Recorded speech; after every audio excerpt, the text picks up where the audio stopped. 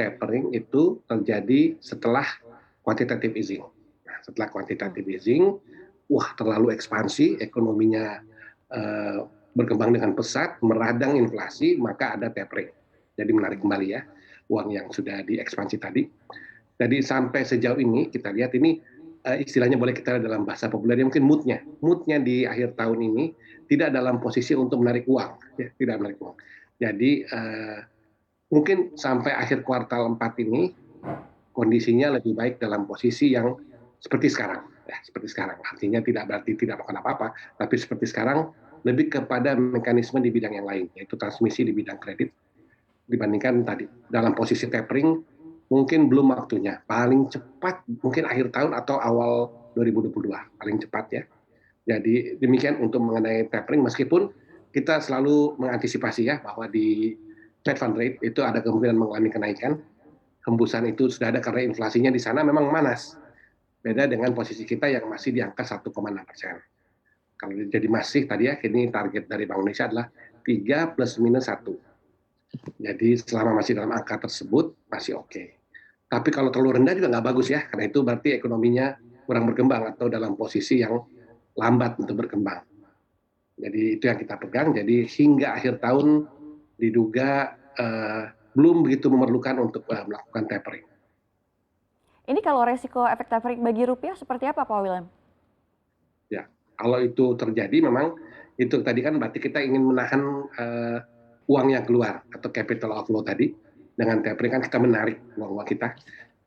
Nah itu yang tentunya pastinya akan mempengaruhi kalau itu dilakukan akan mempengaruhi nuansa yang lagi bagus-bagusnya nih. Kita harapan ada di kuartal 4, kuartal 3 kemungkinan tidak sebagus kuartal 2. Kuartal 2 kan luar biasa, 7,07% pertumbuhan ekonomi.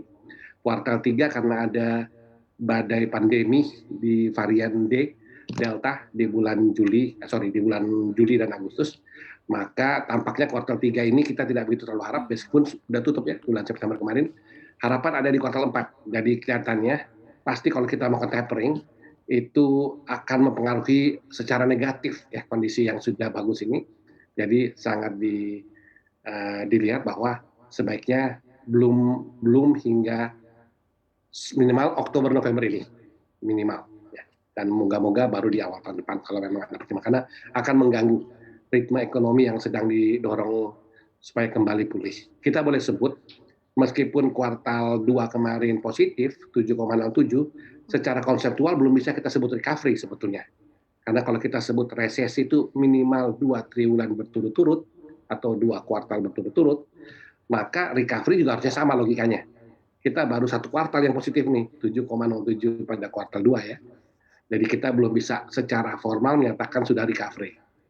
Nah, kita juga antisipasi ya karena badai pandemi ini masih kita harus jaga betul-betul, mungkin sampai kalau di bawah 300 atau bahkan di bawah 100 cases per hari, itu mungkin kita bisa lebih tenang. Tapi ini kita masih betul-betul negara yang kita betul-betul jaga betul, sehingga secara kesehatan oke, secara ekonomi sudah mulai bergerak ya, sudah mulai berjalan.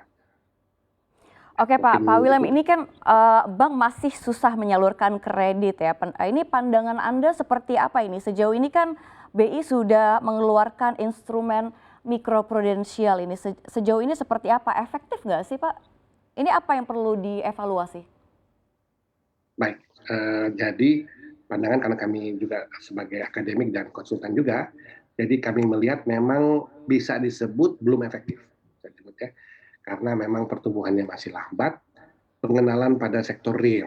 Nah ini yang berarti kuncinya untuk dapat meningkat, dan kita sebut tadi istilahnya tadi efektif, itu pemahaman atas sektor real. Nah termasuk pada tadi ya usaha-usaha mikro, itu pendalaman atas masalah. Karena mungkin ya Bank Sentral, seperti juga kebijakan makro lainnya, terlalu melihat secara agregat. Nah, perilaku ini ada pada tingkat mikro. Jadi mungkin untuk pendalaman pada sektor-sektor mikro ini tidak ada cara lain kecuali kerjasama pada lembaga-lembaga atau institusi yang sampai pada tingkat daerah, ya, provinsi yang memahami karakteristik, ya, memahami kegiatan yang dilakukan oleh usaha-usaha mikro tersebut.